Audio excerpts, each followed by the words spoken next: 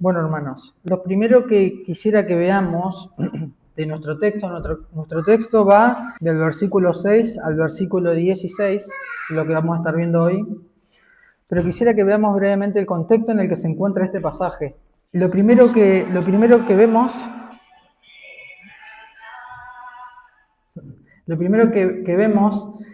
es que en los primeros 11 capítulos de Romanos, lo que hace Pablo a lo largo de estos 11 capítulos es decir, asienta las bases del Evangelio.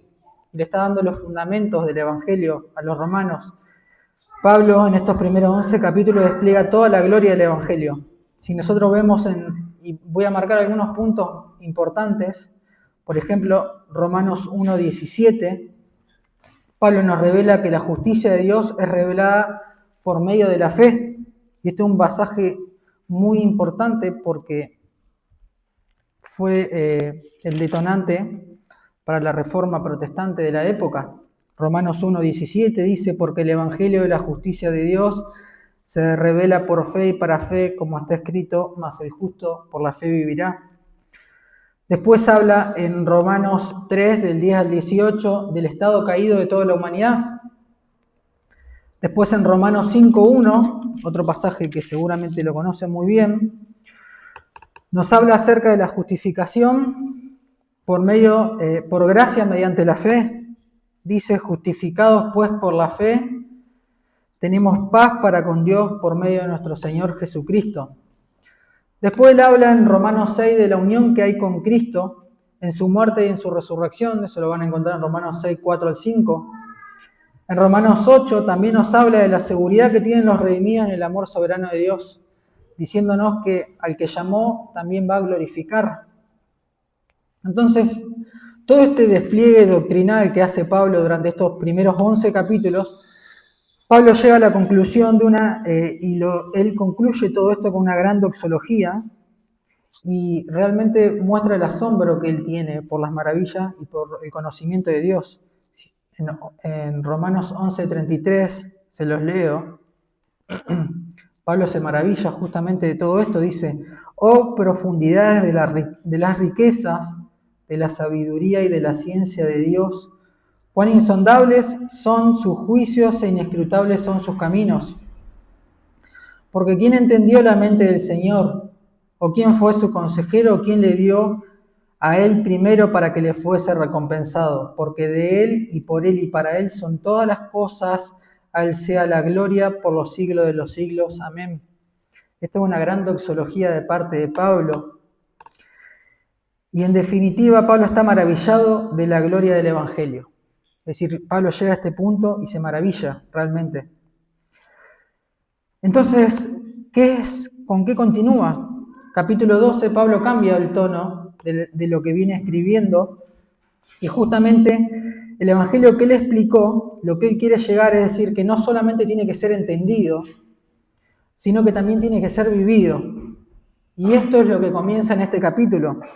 Dice, por eso dice: así que hermanos, os ruego por las misericordias de Dios que presentéis vuestros cuerpos en sacrificio vivo, santo y agradable a Dios, porque este es vuestro culto racional. Fíjense que él habla de que este es nuestro culto racional, la obediencia a la palabra de Dios.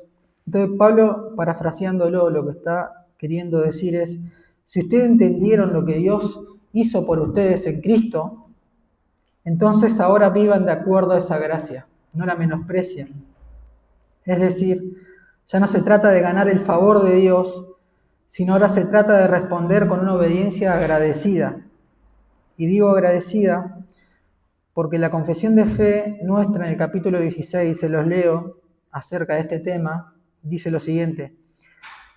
Dice: las buenas obras son los frutos y evidencia de una fe verdadera y viva.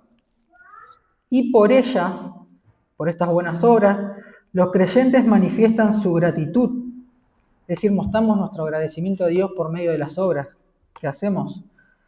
Es decir, dice, fortalecen su seguridad, edifican a sus hermanos, adornan la profesión del Evangelio, tapan la boca de los adversarios y glorifican a Dios. Entonces, Romanos 12 del 6 al 16, Pablo va a tratar con esta lógica de pensamiento, es decir, de cómo vivimos ahora, cómo tenemos que vivir ahora como miembros del cuerpo de Cristo, usando nuestros dones con humildad, con amor y con fidelidad. Y cómo se pone en práctica todo esto que Pablo enseñó. Somos llamados, hermanos, a ser un cuerpo vivo, no solo creyendo en Cristo, sino actuando como aquellos que hemos sido transformados por Él. Y este pasaje enfrenta 3 errores muy comunes que se daban en la época de Pablo y que también se dan en la nuestra. Lo primero que enseña es que el legalismo enseña que las obras hacen al cristiano, y por el contrario, esto nos enseña lo opuesto. Pablo fue bastante claro, él dice que justificados pues por la fe tenemos paz para con Dios, para con nuestro Señor Jesucristo. No son nuestras obras, hermanos, sino fue por gracia. Sin embargo, tanto en el judaísmo como en muchos otros sectores religiosos, incluso evangélicos, se piensan que las obras y las buenas acciones nos hacen aceptos delante de Dios.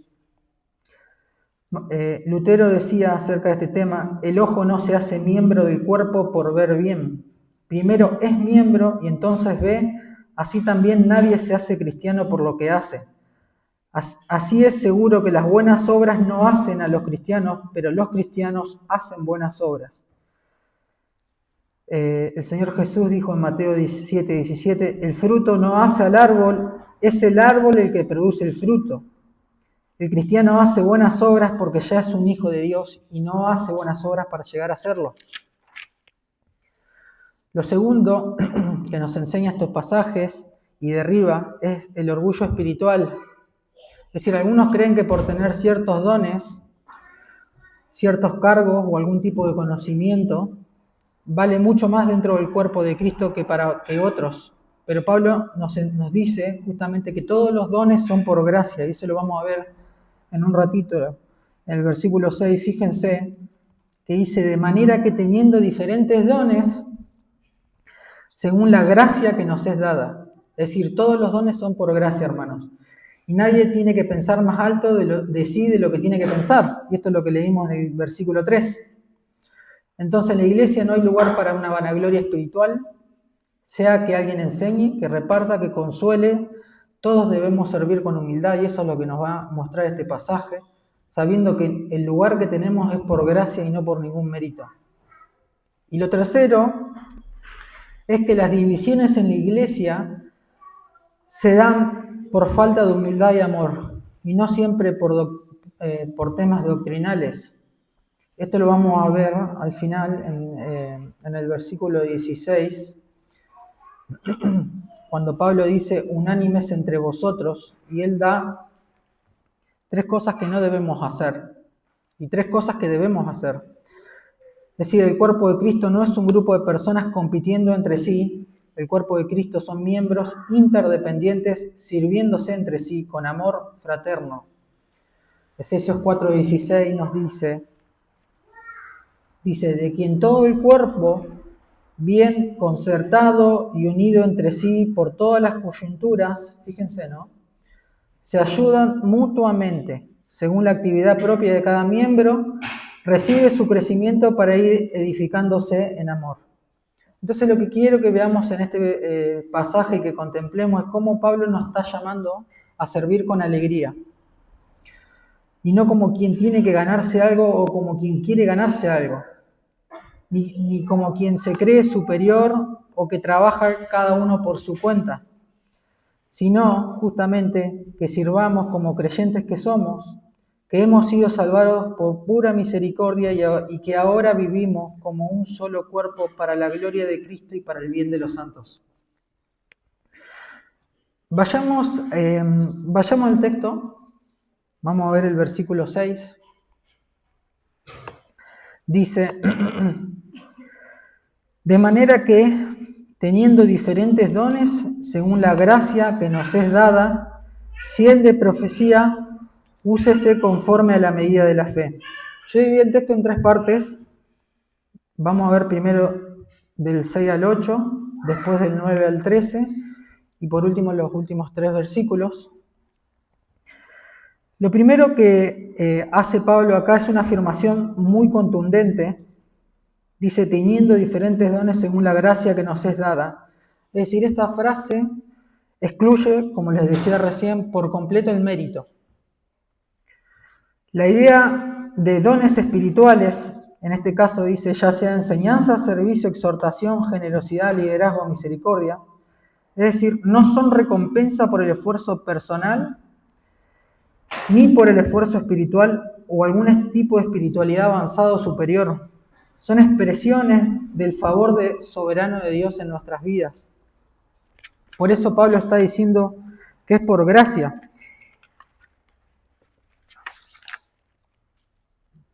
En 1 Corintios 12:11, Pablo también lo afirma con claridad. Vamos a estar en este pasaje también, porque justamente esto que Pablo está enseñando a los romanos, esto ya había ocurrido en la iglesia de Corintio. De hecho, la iglesia de Corintio había tenido divisiones dentro de la iglesia justamente por estas cosas, porque ellos tenían una idea de superioridad espiritual por tener una diversidad de dones o porque algunos hermanos tenían dones más visibles que otros, entonces se pensaban que, podríamos decir, eran más importantes dentro de la iglesia que otros hermanos. Y Pablo combate justamente este problema. Por eso también lo está enseñando en Romanos, lo está enseñando por propia experiencia. 1 Corintios 12:11, les leo, toca acerca de este mismo tema, dice, primero voy al versículo 1, está hablando de los dones espirituales. Fíjense que el título no inspirado dice dones espirituales, versículo 1 dice, no quiero hermanos que ignoréis acerca de los dones espirituales, es decir, no quiero que sean ignorantes de estos temas porque le está trayendo conflicto. Versículo 11 dice, pero todas estas cosas las hace uno y el mismo Espíritu, repartiendo a cada uno en particular como Él quiere, dice. Entonces, justamente esto nos deja sin lugar a la competencia espiritual. Esto deja sin lugar a cualquier tipo de celo, cualquier orgullo que pueda ocupar, o al orgullo por el rol que uno ocupa, ¿no? Ningún creyente tiene ninguna razón de jactarse de lo que hace en la iglesia. Ningún maestro, ningún predicador, siervo o líder tiene derecho a pensar que su función lo vuelve más valioso ante Dios o más espiritual que otro hermano. El Espíritu Santo distribuye a cada uno conforme a su voluntad, y eso es lo que nos dice, esto es lo que nos dice Romanos 12:11, que Él reparte a cada uno en particular como Él quiere, dice, ¿no? Y ahora vamos a ver unos ejemplos de esto que es maravilloso. Es decir, si uno enseña y otro sirve, ambos lo hacen como fruto de la misma gracia. En el cuerpo de Cristo, hermanos, no hay dones superiores o dones inferiores o dones que valgan más delante de Dios que otros, pero sí hay funciones distintas. Les leo el pasaje de 1 Corintios 14, se los leo hasta el 20, hasta el 23 se los voy a leer, porque trae mucha claridad Pablo acerca de este tema también. Dice, primero, Pablo también está dando una imagen y nos da una referencia de que todos somos miembros de un cuerpo, ¿no? Dice, además el cuerpo no es un solo miembro, sino muchos. Y hablamos de cuerpo, hablamos de la iglesia, ¿no? Si, versículo 15, si dijere el pie, no soy mano, no soy del cuerpo, por eso no será del cuerpo. Y si dijere la oreja, porque no soy ojo, no soy del cuerpo, por eso no seré del cuerpo. Parece bastante pava la enseñanza de Pablo, ¿no? Pero efectivamente ellos no podían discernir esto y se creían superiores. Dice, si todo el cuerpo fuese ojo, ¿dónde estaría el oído? Y si todo fuese oído, ¿dónde estaría el olfato? Mas ahora Dios ha colocado los miembros, cada uno de ellos, en el cuerpo como Él quiso. Porque si todos fueran un solo miembro, ¿dónde va a estar el cuerpo? Pero ahora son muchos los miembros, pero el cuerpo es uno solo. Ni el ojo le puede decir a la mano, no te necesito, ni tampoco la cabeza a los pies, no tengo necesidad de vosotros. Antes bien, los miembros del cuerpo que parecen más débiles son los más necesarios, dice Pablo. Y aquellos del cuerpo que nos parecen menos dignos, a estos vestidos más dignamente, y los que en vosotros son menos decorosos se tratan con más decoro. Entonces, hermanos, ¿qué nos muestra esto? Que hay funciones distintas, que somos muchos miembros y que tenemos diferentes dones, diferentes funciones conforme a la voluntad de Dios, según Dios lo quiso repartir. Y lo repartió como Él quiso, pero pertenecemos a un mismo cuerpo. Esta es la misma imagen que nos deja en Romanos, en el versículo 5. Deja la misma imagen, dice, así que nosotros, Romanos 12:5, así que nosotros siendo muchos, somos un cuerpo en Cristo y todos miembros los unos de los otros. Todos somos igual de importantes delante de Dios. En definitiva, los dones espirituales provienen de la gracia de Dios y no de ningún mérito humano. Entonces la realidad bíblica es que todos fuimos incorporados a este cuerpo por gracia y funcionamos en él porque ya somos parte del cuerpo y no funcionamos para llegar a ser parte del cuerpo. Si seguimos sobre el texto, la segunda parte, dice, de manera que teniendo diferentes dones según la gracia que nos es dada, y la segunda parte dice, si el de profecía, úsese conforme a la medida de la fe. Y yo quisiera que veamos qué significa esto de la medida, conforme a la medida de la fe. En el versículo 3 Pablo también lo menciona, dice, digo pues por la gracia que me es dada a cada uno que está en vosotros, que no tenga más alto concepto de sí que el que debe tener, sino que piense de sí con cordura, conforme a la medida de fe que Dios repartió a cada uno. Entonces, hay dos maneras de entender a qué se refiere conforme a la medida de la fe, pero que también se complementan entre sí. Y lo primero, la medida de la fe es la capacidad espiritual que asignó Dios a cada uno de ustedes para poder servir. Primero, como les decía, esta frase del versículo 6 se relaciona con el versículo 3, lo mismo, Pablo está diciendo exactamente lo mismo. Esto significa que Dios no solo reparte distintos dones, como ya lo vimos, según su voluntad, sino que Él también da la medida de fe necesaria para ejercerlos con humildad, con eficiencia y en edificación mutua. No todos tienen la misma función, ni la misma visibilidad, ni la misma carga de responsabilidad, pero cada uno tiene lo necesario, y eso es lo que está diciendo la medida de la fe, es decir, Dios le da lo necesario para que ustedes puedan ocupar el rol que Él les asignó delante del cuerpo. ¿Qué no significa esta medida de la fe? No significa que unos son más cristianos que otros. No significa que el que predica tiene más fe o una fe más valiosa que el que sirve, que el que consuela o el que da. Esto no significa que es un sistema de rangos espirituales ni de comparación.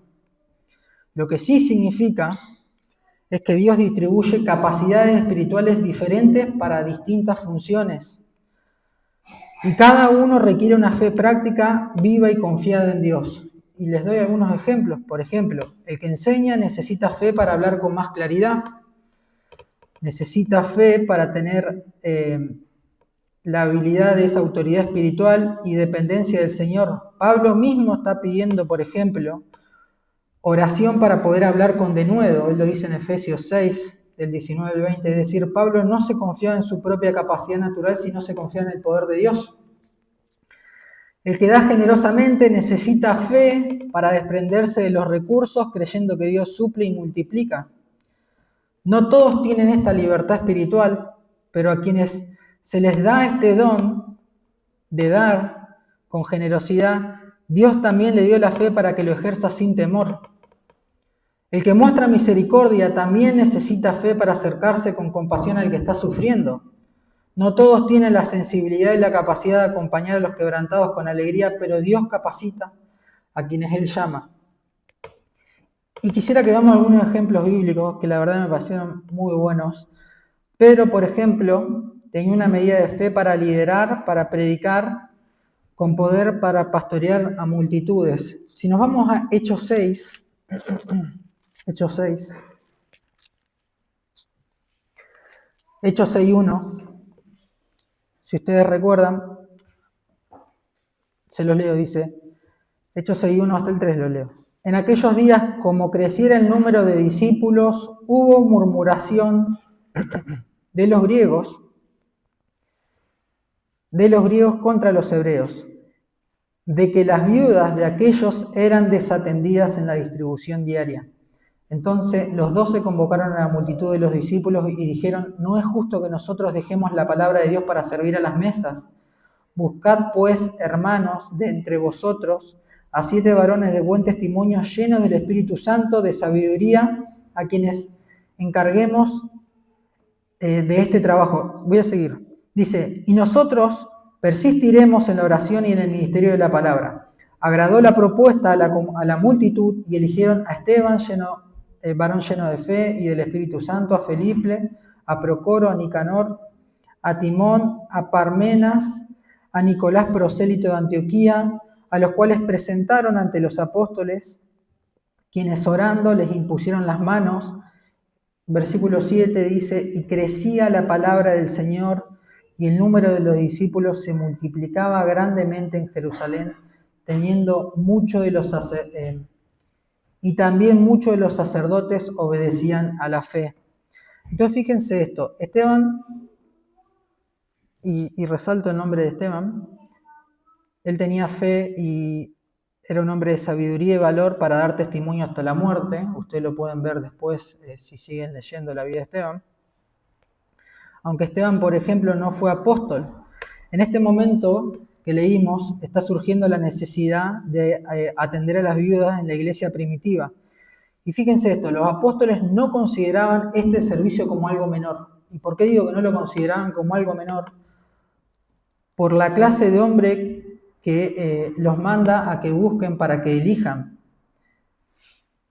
Dice: buscad pues, hermanos, de entre vosotros 7 varones de buen testimonio, llenos de Espíritu Santo y de sabiduría, a quienes encargamos este trabajo. Fíjense la importancia que tiene y el valor que tiene servir. No era Esteban, aunque sirvió a las mesas, también fue un predicador valiente, lleno de gracia y de poder. Él no era menos por servir, él era obediente y Dios lo usó poderosamente. Su martirio también fue semilla para el crecimiento de la iglesia. Y fíjense cuál fue el resultado de este servicio, algo que podría parecer menor que lo que estaban haciendo los apóstoles, que oraban y predicaban el Evangelio. ¿Cuál fue el beneficio que ellos aportaron a la iglesia? Versículo 7 dice: el resultado de esto fue que la iglesia, dice, y crecía la palabra del Señor, y el número de los discípulos se multiplicaba grandemente en Jerusalén. Este fue el resultado del servicio de los hermanos. Fíjense la importancia que tiene. Esto nos muestra, hermanos, que no existen dones menores cuando se trata de ejercer el don para la gloria de Dios y en servicio del cuerpo. Otro ejemplo que quiero que veamos breve es Hechos 9:36.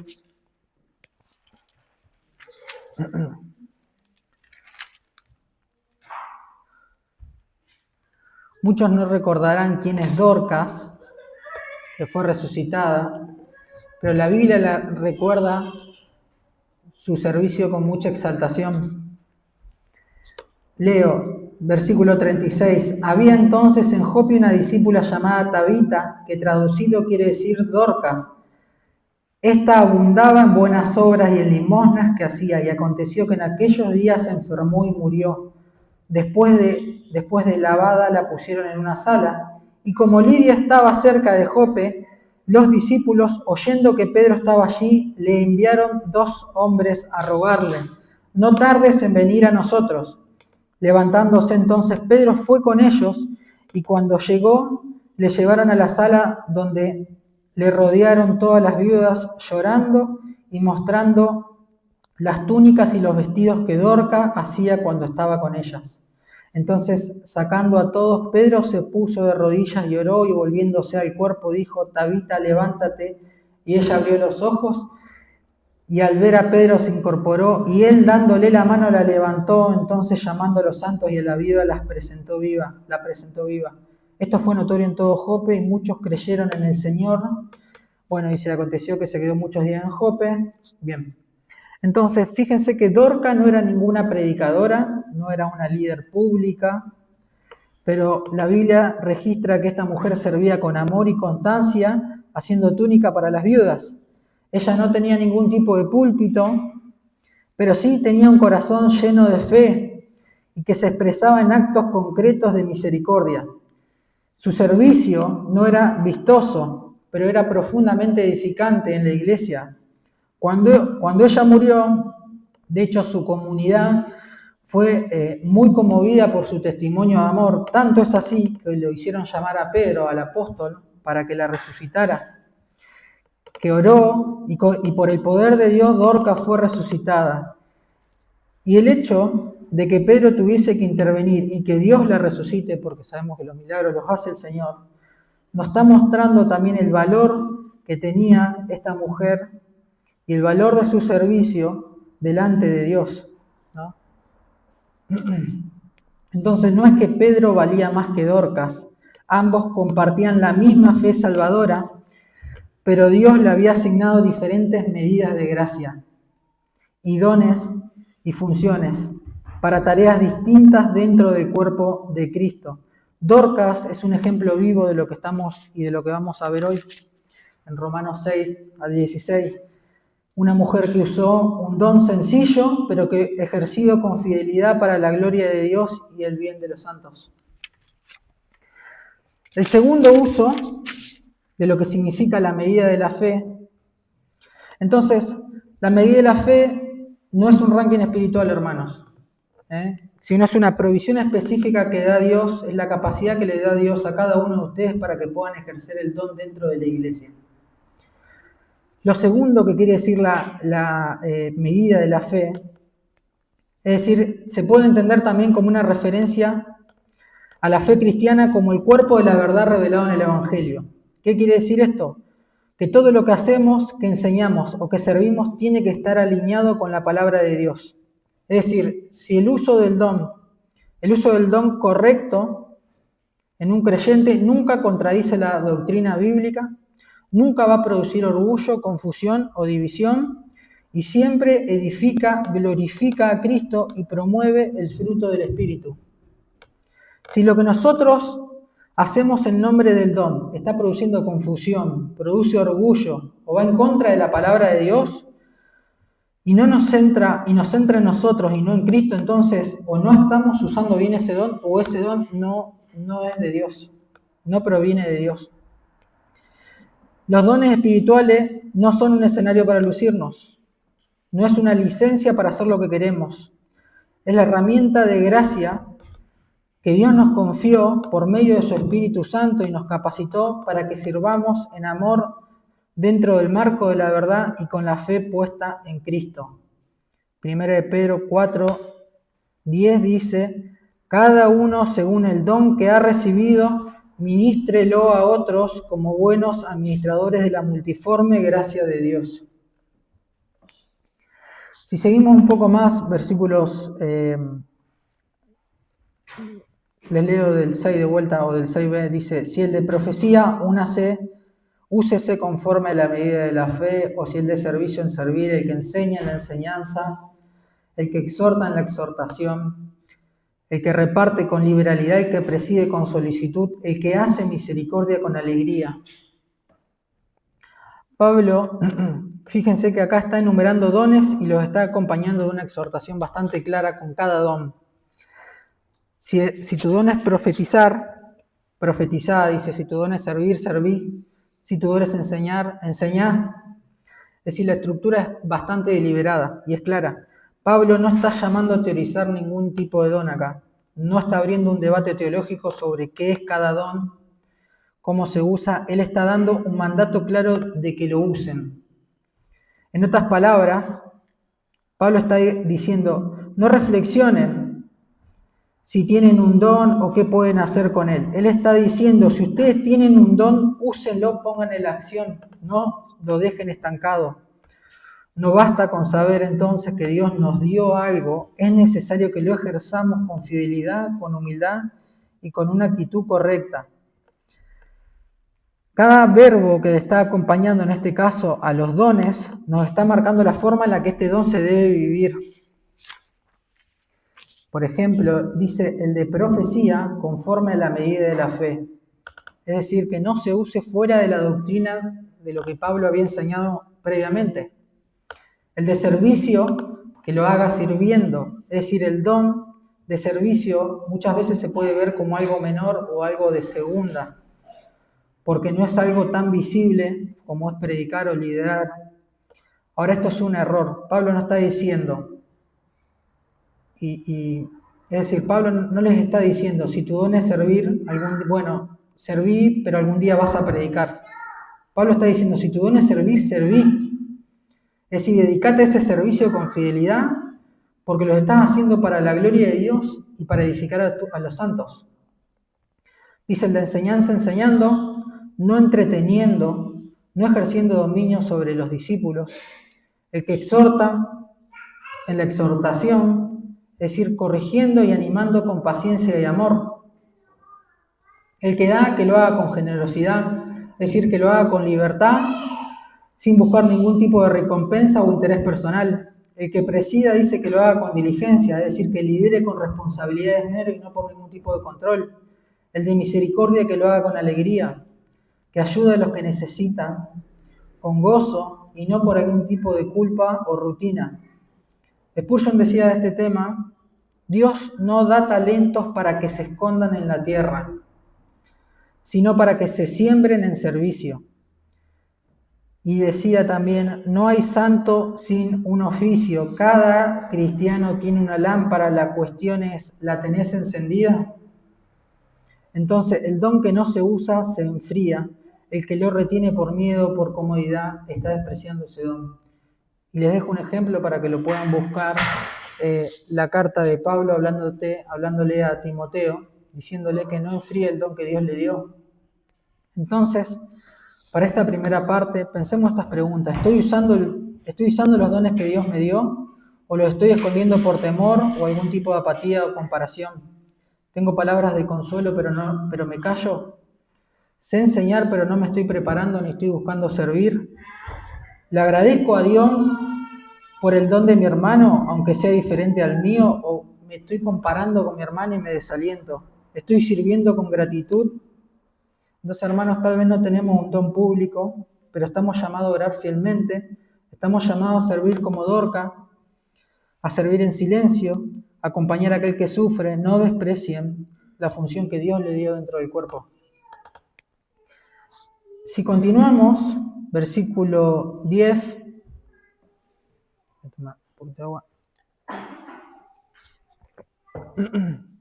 versículo 10 dice, amaos los unos a los otros con amor fraternal en cuanto a honra, prefiriéndonos los unos a los otros.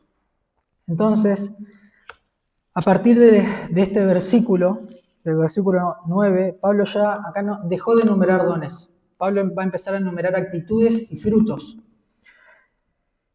Y él dice, es decir, lo que nos quiere mostrar Pablo es que todas estas actitudes y todos estos frutos tienen que acompañar a los dones que él previamente mencionó y cómo se tienen que usar. Es decir, querés enseñar, y eso es lo que vamos a ver, por eso habla que el amor sea sin fingimiento en cuanto a honra, prefiriéndonos los unos a los otros, lo que requiere diligencia, no perezoso.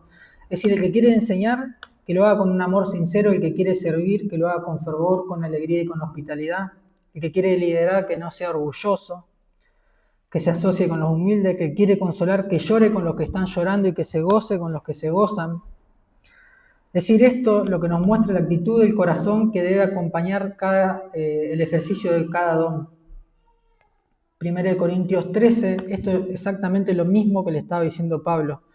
Los corintios estaban ejerciendo estos dones sin amor, sin diligencia, con pereza, sin ser fervientes en el espíritu, sin orar.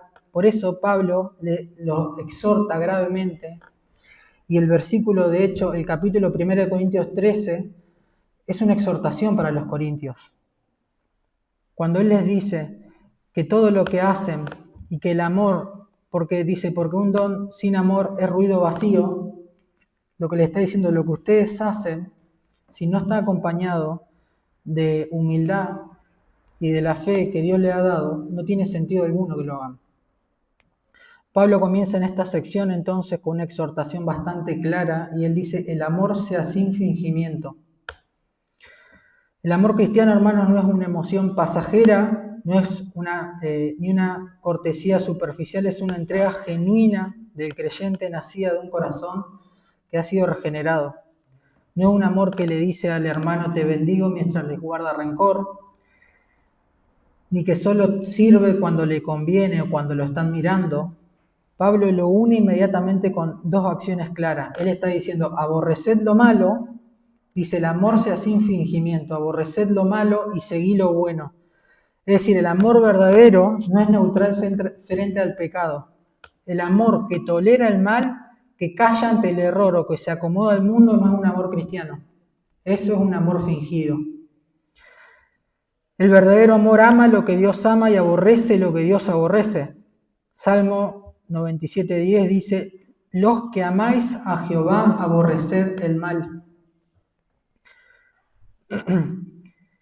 Lutero decía, el amor que no reprende el mal es fingido, y el que no se aferra al bien, aunque venga de su enemigo, no ama como Cristo. Seguimos, versículo 10, amados los unos a los otros con amor fraternal, en cuanto a honra, prefiriéndonos los unos a los otros. El término fraternal que se usa acá tiene un tono familiar, tiene un tono de una hermandad de sangre. Pablo lo que está haciendo no está llamando a que simplemente nos toleremos. Pablo nos está llamando a que tengamos un amor y afecto genuino, como si fuésemos hermanos de un mismo Padre Celestial. Este amor se muestra honrando al otro por encima de uno mismo. Y no se trata de falsa humildad, sino se trata de considerar al otro como digno de nuestra atención, de nuestro respeto y de nuestro aprecio. Es decir, el cristiano nunca se busca el primer lugar para él, sino que se goza cuando su hermano es reconocido, cuando otro sirve mejor o cuando tiene más dones. Es decir, la verdadera humildad no se trata de pensar menos de nosotros mismos, menos de ti mismo, sino pensar menos en ti mismo. Versículo 11, seguimos un poco, dice, en lo que requiere diligencia, no perezosos, ferviente en espíritu, sirviendo al Señor. Esto claramente es un llamado a una vida activa, a un servicio activo y fervoroso, no una vida apática, ni tibia, ni perezosa. La pereza, hermanos, es el enemigo número uno y es el enemigo principal del amor. Porque cuando dejamos de buscar a Dios con intensidad, entonces vamos a dejar de servir en la iglesia y vamos a dejar de servir a nuestros hermanos. La diligencia implica esfuerzo, implica atención, implica compromiso. El fervor que menciona implica un fuego interior y una pasión espiritual por Dios. Fíjense que dice, versículo 11, dice, en lo que requiere diligencia, no perezoso, ferviente en espíritu, sirviendo al Señor. Es decir, aunque estemos sirviendo a un hermano, lo que hacemos es para Cristo. Todo lo que hacemos es para Cristo. Colosenses 3:23 dice, y todo lo que hagas, hacedlo de corazón como para el Señor y no para los hombres. Hay una referencia también, la Biblia habla de que cuando trabajemos, que trabajemos no como sirviendo al ojo, es decir, trabajemos no como cuando nos miran, sino que lo hagamos para el Señor. Esto también justamente es una protección, lo que está haciendo acá Pablo es una protección para buscar la aprobación del hombre, para trabajar solo cuando nos ven, para trabajar solo cuando nos conviene, para servir en la iglesia cuando nos conviene, porque el verdadero servicio está motivado por una gratitud y no por un reconocimiento. Es decir, el que sirve para agradar a los hombres se va a cansar pronto, pero el que sirve para el Señor va a perseverar con gozo aunque nadie lo esté viendo. Versículo 12 dice, gozaos en la esperanza, sufridos en la tribulación, constante en la oración. Estas son las tres columnas que tiene el servicio fiel. Y es una descripción interior del creyente. Gozaos en la esperanza, es decir, no nos gozamos nosotros, el creyente no se goza en las circunstancias, se goza en la esperanza que tiene en Cristo. Y no es un optimismo vacío, es la certeza futura basada en la fidelidad de Dios. Dice, sufrido en la tribulación. Yo esto lo dejo con un versículo bastante claro, y la tribulación es parte del camino cristiano. Hechos 14, 22 dice, confirmados los ánimos de los discípulos, exhortándoles, perdón, este versículo creo que está en hebreo y lo anoté mal, pero se los leo, después se los paso bien. Dice, confirmados los ánimos de los discípulos, exhortándoles a que permaneciesen en la fe y diciéndoles, es necesario que a través de muchas tribulaciones entremos en el reino de Dios. Entonces el creyente no se sorprende por el dolor, sino que lo atraviesa con mansedumbre sabiendo que no está solo. Y por último, versículo 12 dice, constantes en la oración. Es decir, hermanos, la oración es el respiro del alma. No es opcional, no es solo para el culto, tiene que ser diaria, tiene que ser sincera y tiene que ser perseverante. Sin la oración, el amor se enfría, el gozo se apaga, la fe se debilita y no servimos y no usamos nuestros dones. Versículo 13 dice, compartiendo para las necesidades de los santos, practicando la hospitalidad. Acá es donde el amor se está haciendo más visible y más tangible. Compartiendo con los santos, dice. Compartiendo para las necesidades de los santos, practicando la hospitalidad. ¿Qué es compartir con los santos? Esto no es un tipo de caridad. Esto es comunión profunda. Lo que tengo, lo tengo para el cuerpo de Cristo. Y si un hermano sufre necesidad, yo no puedo cerrar mi corazón contra ese hermano. Primera de Juan 3:17 dice, pero el que tiene bienes de este mundo y ve a su hermano tener necesidad y cierra contra él su corazón, ¿cómo mora? Pregunta Juan, ¿no? ¿Cómo mora el amor de Dios en él? La palabra nos enseña a practicar la hospitalidad. Esto significa abrir la casa y la vida al otro. Es recibir, es acompañar, es alimentar, es consolar. Los tiempos del Nuevo Testamento, esto era muy importante, y de hecho porque los cristianos eran perseguidos, ¿no? Y eran consolados y recibidos por otros hermanos que lo perdían, porque ellos lo perdían todo. Una expresión que se usaba mucho en las predicaciones de la época dice que el hogar del creyente es una extensión del altar. Entonces, ¿qué podemos pensar de esto? Que nos muestra Pablo estas actitudes y estos frutos que tienen que venir acompañados con nuestros dones. Es decir, ¿mi amor es genuino o es un amor fingido? ¿Estoy sirviendo con sinceridad o sirvo con una sonrisa forzada? ¿Me está doliendo el pecado de mi hermano? ¿O prefiero no tener discusión? ¿O me acomodo para no incomodar? ¿Estoy honrando a los demás o busco que me honren? ¿Soy diligente y fervoroso en el servicio? ¿Estoy poniendo todo mi corazón en lo que hago por el Señor y la Iglesia o lo estoy haciendo por algún tipo de rutina o compromiso? Ya vamos terminando, seguimos al versículo 14. Dice, bendecid a los que os persiguen, bendecid y no maldigáis. Esto es bastante contracultural, lo que está enseñando Pablo acá, pero es lo mismo que está enseñando Cristo cuando él dice, amad a vuestros enemigos, bendecid a los que os maldicen. Y es decir, ¿por qué es contracultural? ¿Por qué digo que es contracultural? Porque primero que esta no es una recomendación opcional. Esto que está dando Pablo es una orden. Es decir, ustedes tienen que hacer esto. Bendigan a los que los persiguen. Bendecid y no maldigáis.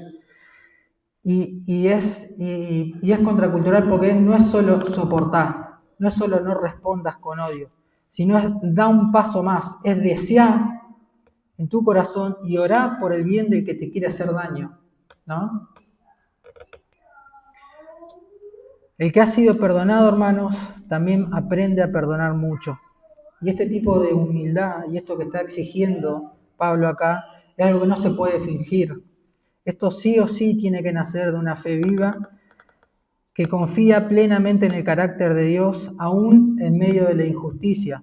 Por eso el versículo 19 dice, esto está relacionado con el versículo 19, dice, no os venguéis vosotros mismos, amados míos, sino dejad lugar a la ira de Dios, porque Cristo está, mía es la venganza, yo pagaré, dice el Señor. Y eso es confiar plenamente en el carácter de Dios. La palabra dice que el Señor, la retribución es del Señor. Y en eso descansamos. Versículo 15 dice, gozaos con los que se gozan, llorad con los que lloran. Acá Pablo nos está llamando a una comunión afectiva y real, no una comunión doctrinal o algo formal. El amor cristiano se mete en el zapato del otro, celebra los logros ajenos sin envidia y sufre con sinceridad las aflicciones del hermano. La verdadera comunión implica empatía, implica tener sensibilidad. Y esto nos confronta justamente con dos pecados muy comunes, que es la envidia, que nos impide gozarnos del éxito ajeno, y que es la indiferencia, que nos impide llorar el dolor ajeno también, el dolor del hermano. Cristo también nos dio un ejemplo. La palabra nos dice que Jesús lloró en Juan 11:35. Es decir, aún sabiendo que él iba a resucitar a Lázaro y iba a resolver este problema, Jesús sintió el dolor humano, sintió nuestro dolor y se compadeció. Y este es el mismo modelo que nos está diciendo Pablo acá. Comprométanse con su hermano. Es un modelo de compasión y sensibilidad al que estamos llamados como miembros de su cuerpo. Y por último, y ya terminamos, dice, unánimes entre vosotros, no altivos, sino asociados con los humildes, no seáis sabios en vuestra propia opinión. Esta es una advertencia muy seria. Pablo está reiterando esta advertencia, como yo les decía, porque esto él ya lo había enfrentado en la iglesia de Corinto, y la iglesia tenía problemas y se había dividido justamente por esto. Las divisiones ocurrieron por un mal uso y un mal entendimiento de los dones espirituales, por falta de amor genuino y por una visión inflada de sí mismo. La falta de unidad en las iglesias no nace muchas veces de diferencias doctrinales. Nace justamente de orgullos que no se tratan. Y son las tres cosas que Pablo está señalando acá, son las tres cosas que pasaron en la iglesia de Corintio. Dice, la altivez, no altivos. Es el deseo de estar por encima de otros, de ser reconocido, de ser admirado, de tener algún tipo de influencia. Dice que no seamos de esta manera. Después está el distanciamiento de los humildes, el no querer mezclarse con los que parecen menos destacados espiritualmente. Esto ocurría mucho en la iglesia de Corintio. Y que no tienen ningún tipo de formación, estatus o dones visibles. Y ya vimos cómo Dorcas fue un ejemplo de un don sencillo utilizado para el bien de la comunidad. Y después está la autosuficiencia intelectual. Dice, no seáis sabios en vuestra propia opinión. Creerse sabio en su propia opinión, cerrarse a la corrección, despreciar el consejo de los demás. Todas estas cosas, hermanos, pueden llevar a la división de las iglesias. Hay que tener cuidado con esto. Entonces un cristiano maduro, hermanos, busca unidad, se goza en la compañía de los humildes, escucha con atención, sabiendo justamente que todos somos mendigos de la gracia. Es decir, todo lo que tenemos proviene de las misericordias de Dios. La unidad verdadera no nace de que todos pensemos de la misma manera, sino de una humildad compartida.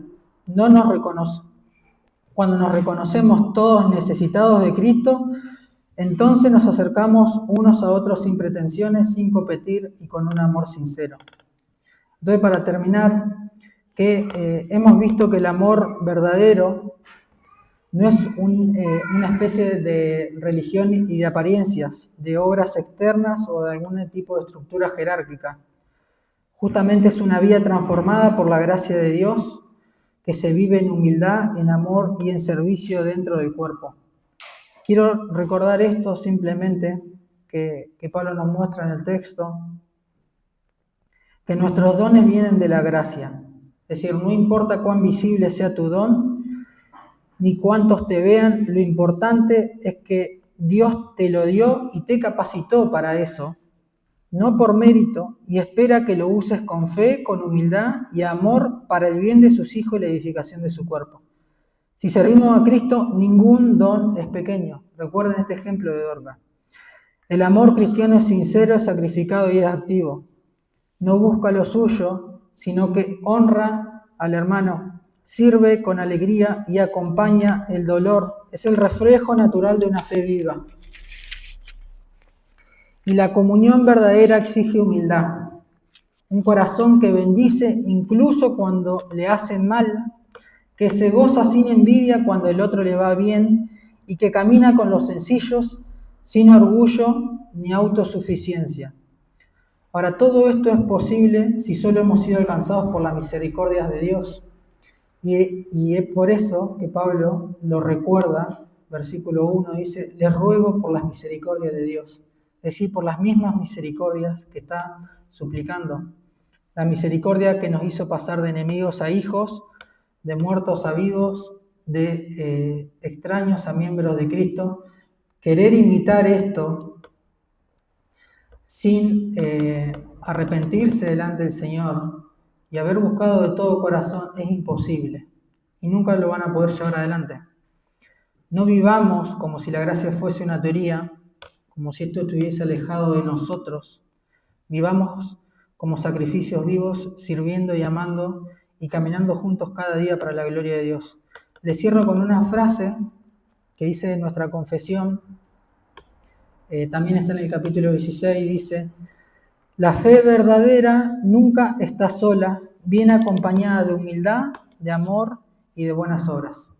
Amén. ¿Hacemos una oración?